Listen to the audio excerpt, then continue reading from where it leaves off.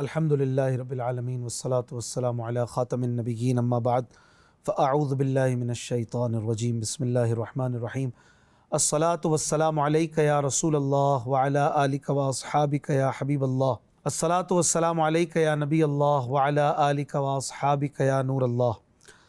مدنی channel کے ناظرین دیکھ رہے ہیں پروگرام قرآن پاک ترجمہ و تفسیر کے ساتھ۔ الحمدللہ ہم ترتیب وار قرآن شریف کا مطالعہ کر رہے ہیں اور سورہ یونس آیت نمبر 23 تک ہم نے تفصیل کے ساتھ قرآن پاک کی آیات سنی اور 11واں پارہ ہمارا جاری ہے۔ آج ہم آیت نمبر 24 سورہ یونس 11ویں پارے سے اپنے سبق کو شروع کرتے ہیں۔ رحمت عالم صلی اللہ علیہ وآلہ وسلم پر درود پڑھنے کے بہت سے فضائل ہیں۔ ایک بار حضور علیہ الصلوۃ والسلام نے فرمایا کہ تم مجھ پر درود پڑھو، اللہ تم پر رحمت بھیجے گا۔ صلو علی الحبیب صلی اللہ علی محمد صلی اللہ علیہ وآلہ وسلم۔ اعوذ باللہ من الشیطان الرجیم بسم اللہ الرحمن الرحیم۔ انما مثل الحیاة الدنیا کماء انزلناہ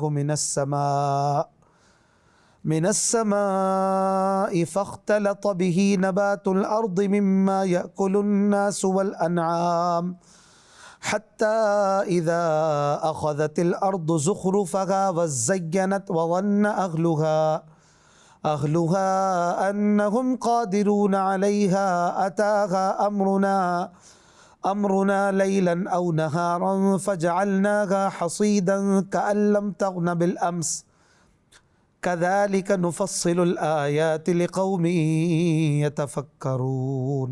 آسان ترجمہ قرآن کنز العرفان۔ دنیا کی زندگی کی مثال تو اس پانی جیسی ہے جسے ہم نے آسمان سے اتارا تو اس کے سبب زمین سے اگنے والی چیزیں گھنی ہو کر نکلیں، جس سے انسان اور جانور کھاتے ہیں، یہاں تک کہ جب زمین نے اپنی خوبصورتی پکڑ لی اور خوب آراستہ ہو گئی اور اس کے مالک سمجھے کہ اب وہ اس فصل پر قادر ہیں، تو رات یا دن کے وقت ہمارا حکم آیا تو ہم نے اسے ایسی کٹی ہوئی کھیتی کر دیا گویا وہ کل وہاں پر موجود ہی نہ تھی۔ ہم غور کرنے والوں کے لیے اسی طرح تفصیل سے آیات بیان کرتے ہیں۔ ناظرین اکرام، اس سے پچھلی آیت میں اللہ پاک نے فرمایا تھا کہ اے لوگو، تمہاری زیادتی در حقیقت صرف تمہارے ہی خلاف ہے، اس کا وبال تمہیں کو پڑے گا جو تم کرتے ہو اللہ کی آیتوں کے ساتھ۔ اور اب اس آیت میں اللہ پاک نے اس شخص کے بارے میں ایک عجیب مثال بیان فرمائی جو دنیا کی لذتوں میں گم ہو کر اپنی آخرت سے بے پرواہ ہو جاتا ہے۔ اس مثال کا خلاصہ یہ ہے کہ آسمان سے اترنے والے پانی کی وجہ سے زمین کی پیداوار بہت گھنی ہو جاتی ہے، کیونکہ جب بارش ہوتی ہے تو اس کے سبب زمین سے رنگ برنگے پھول، خوبصورت بیلیں، خوش ذائقہ پھل اور ان کے علاوہ طرح طرح کی اجناس پیدا ہوتی ہیں، حتیٰ کہ جب باغات اور کھیتوں کا مالک پھلوں سے لدے ہوئے درختوں اور ہری بھری لہلہاتی فصلوں کو دیکھتا ہے تو خوشی سے پھولے نہیں سماتا۔ پھر وہ اس پیداوار سے فوائد حاصل کرنے سے متعلق بڑے بڑے منصوبے بناتا ہے، اس کا دل ان منصوبوں میں ہی مشغول ہو جاتا ہے اور یوں وہ بالکل غافل ہو جاتا ہے، اور اسی حالت میں اللہ پاک دن یا رات میں ان پرکشش باغوں اور کھیتوں پر ژالہ باری، آندھی یا طوفان وغیرہ کوئی بڑی آفت نازل فرما دیتا ہے، جس سے یہ باغات اور فصلیں ایسے تباہ ہو جاتی ہیں جیسے کبھی تھے ہی نہیں، اور ان کا مالک حسرت زدہ اور شدید غم میں مبتلا ہو کر بس ہاتھ ملتا ہی رہ جاتا ہے۔ اس آیت میں بہت بہترین طریقے سے دل میں یہ بات بٹھائی گئی ہے کہ دنیاوی زندگانی امیدوں کا سبز باغ ہے۔ اس میں عمر کھو کر جب آدمی اس مقام پر پہنچتا ہے جہاں اس کو مراد حاصل ہونے کا اطمینان ہوتا ہے اور وہ کامیابی کے نشے میں مست ہو جاتا ہے، تو اچانک اس کو موت آ پہنچتی ہے اور وہ تمام نعمتوں اور لذتوں سے محروم ہو جاتا ہے۔ حضرت قتادہ رضی اللہ عنہ فرماتے ہیں، دنیا کا طلبگار جب بالکل بے فکر ہوتا ہے اس وقت اس پر عذاب الہی آتا ہے اور اس کا تمام ساز و سامان جس سے اس کی امیدیں وابستہ تھیں غارت ہو جاتا ہے۔ پھر اس آیت میں فرمایا کذالک نفصل الآیات لقوم یتفکرون، ہم غور کرنے والوں کے لیے اسی طرح تفصیل سے آیات بیان کرتے ہیں۔ یعنی جس طرح ہم نے تمہارے سامنے دنیاوی زندگی کی مثال اور اس کا حکم بیان فرمایا، اسی طرح ہم غور و فکر کرنے والوں کے لیے تفصیل سے اپنے دلائل بیان کرتے ہیں تاکہ وہ فائدہ حاصل کریں اور شک اور وہم کی ظلمتوں سے نجات پائیں اور دنیا ناپائیدار کی بے ثباتی سے باخبر ہوں۔ اگلی آیت میں اللہ پاک فرماتا ہے واللہ یدعو الی دار السلام وَيَهْدِي مَن يَشَاءُ إِلَى صِرَاطٍ مُسْتَقِيمٍ۔ آسان ترجمہ قرآن کنز العرفان۔ اور اللہ سلامتی کے گھر کی طرف بلاتا ہے اور جسے چاہتا ہے سیدھے راستے کی طرف ہدایت دیتا ہے۔ ناظرین اکرام، دنیا کی بے ثباتی بیان فرمانے کے بعد اللہ پاک فرما رہا ہے کہ اللہ پاک تمام لوگوں کو اس گھر کی طرف بلاتا ہے جس میں ہر قسم کی تکلیف اور مصیبت سے سلامتی ہے۔ حضرت قتادہ رضی اللہ عنہ فرماتے ہیں کہ دارالسلام سے مراد جنت ہے، اور یہ اللہ پاک کی بے انتہا رحمت اور اس کا کرم ہے کہ اس نے اپنے بندوں کو جنت کی دعوت دی۔ یاد رہے کہ اللہ پاک لوگوں کو جنت کی طرف دعوت دیتا ہے، اور یہ دعوت اللہ کے حبیب صلی اللہ علیہ وآلہ وسلم کے ذریعے ہے۔ چنانچہ صحیح بخاری میں حضرت جابر بن عبداللہ رضی اللہ عنہ سے روایت ہے، نبی کریم صلی اللہ علیہ وآلہ وسلم کی خدمت میں کچھ فرشتے اس وقت حاضر ہوئے جب آپ سوئے ہوئے تھے۔ ان میں سے بعض نے کہا آپ تو سوئے ہوئے ہیں، بعض نے کہا ان کی آنکھ سوتی ہے اور دل جاگتا ہے، بعض کہنے لگے ان کی کوئی مثال بیان کرو۔ تو انہوں نے کہا ان کی مثال اس شخص کی طرح ہے جس نے ایک مکان بنایا اور اس میں طرح طرح کی نعمتیں مہیا کی، اور ایک بلانے والے کو بھیجا کہ لوگوں کو بلائے۔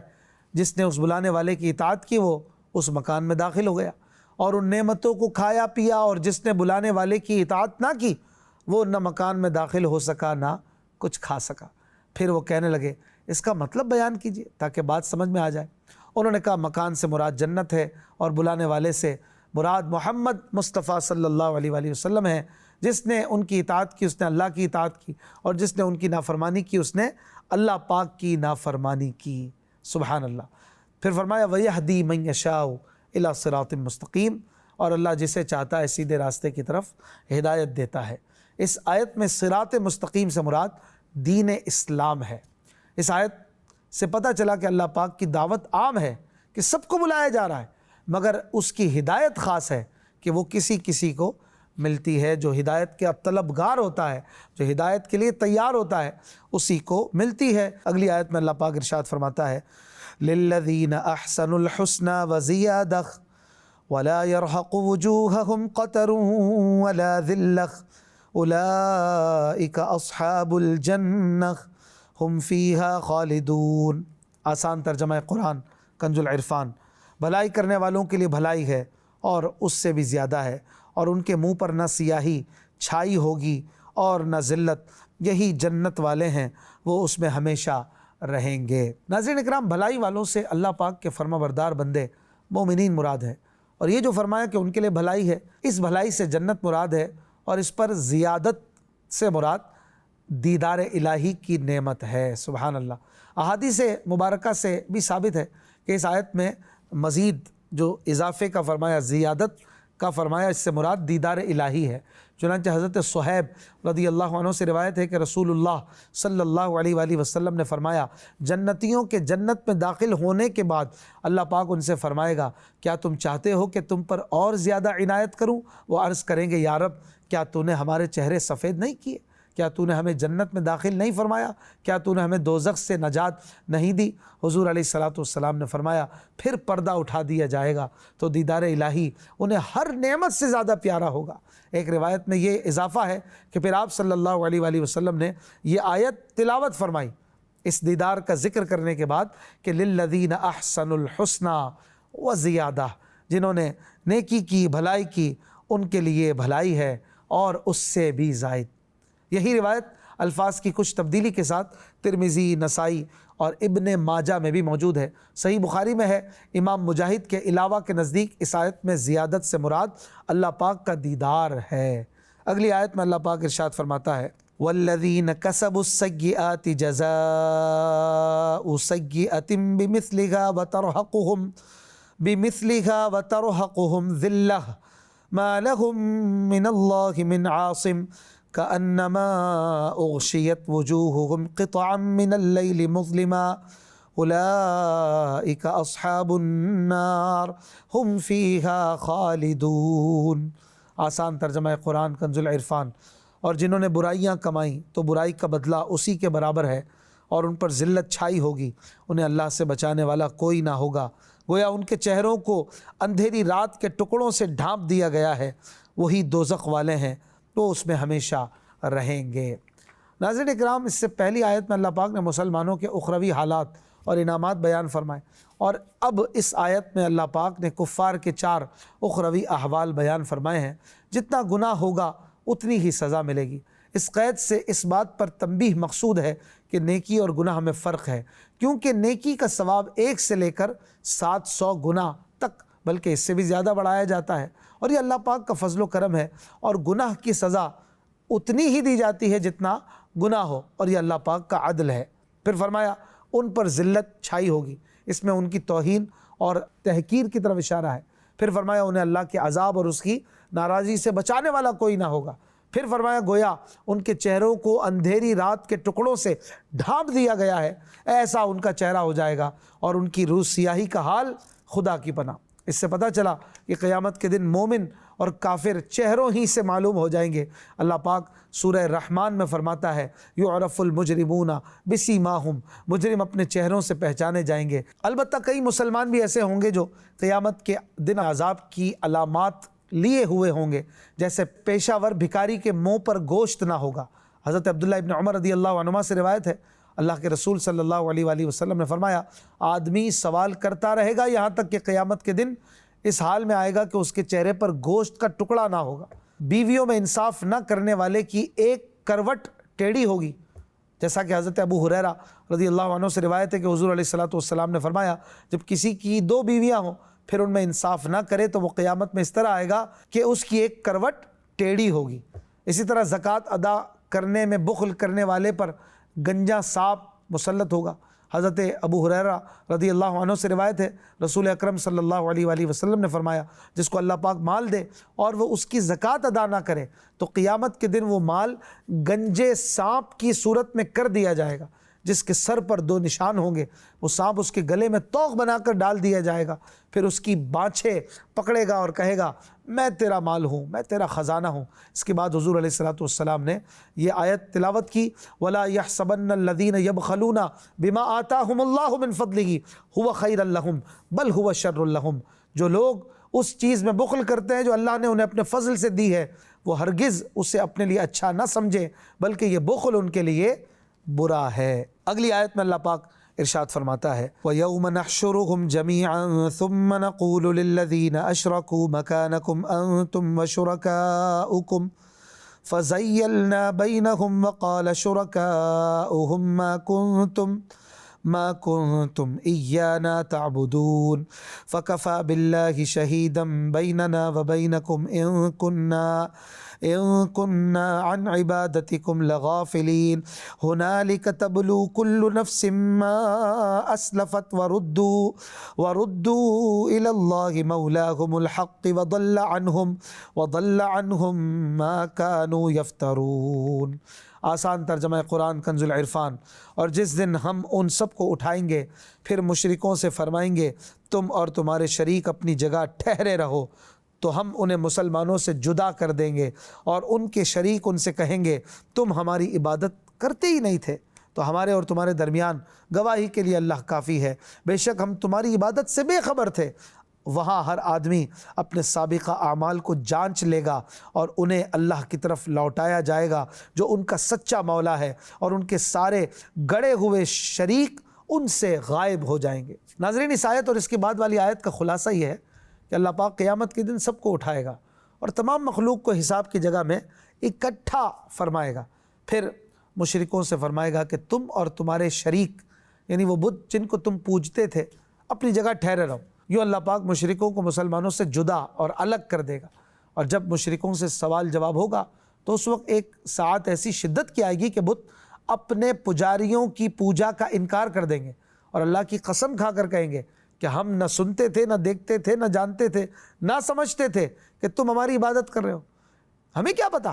اس پر بت پرست کہیں گے اللہ کی قسم ہم تمہاری عبادت کرتے تھے، تو بت کہیں گے اللہ جانتا ہے کہ تم ہمیں پوچھتے تھے یا نہیں، بہرحال ہمیں تو تمہاری عبادت کی کوئی خبر نہیں ہے۔ اس آیت سے پتہ چلا کہ قیامت کے دن اللہ پاک بتوں کو قوت گویائی دے گا اور وہ اپنے پجاریوں کی مخالفت کریں گے۔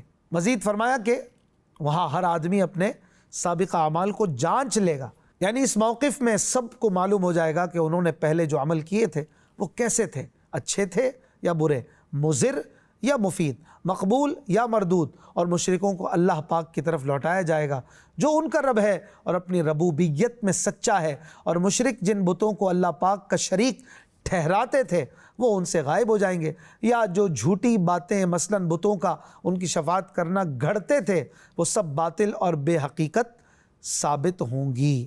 اگلی آیت میں اللہ پاک ارشاد فرماتا ہے قُلْ مَن يَرْزُقُكُم مِّنَ السَّمَاءِ وَالْأَرْضِ أَمَّن يَمْلِكُ السَّمْعَ وَالْأَبْصَارَ وَمَن يُخْرِجُ الْحَيَّ مِنَ الْمَيِّتِ وَيُخْرِجُ الْمَيِّتَ مِنَ الْحَيِّ وَمَن يُدَبِّرُ الْأَمْرَ فَسَيَقُولُونَ اللَّهُ فَقُلْ أَفَلَا تَتَّقُونَ فَذَلِكُمُ اللَّهُ رَبُّكُمُ الْحَقُّ فَمَاذَا بَعْدَ الْحَقِّ إِلَّا الضَّلَالُ فَأَنَّىٰ تُصْرَفُونَ۔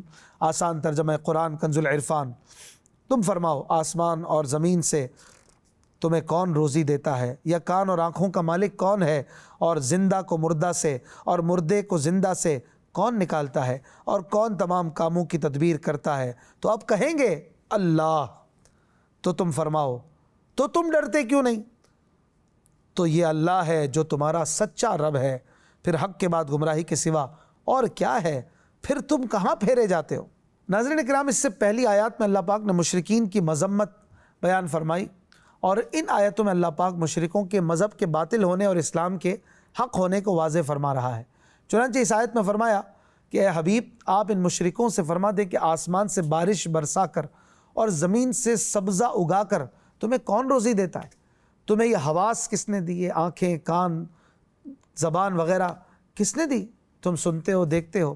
آفات کی کثرت کے باوجود کان اور آنکھ کو لمبے عرصے تک کون محفوظ رکھتا ہے؟ حالانکہ کتنے نازک اعضاء ہیں، ذرا سی چیز انہیں نقصان پہنچا سکتی ہے۔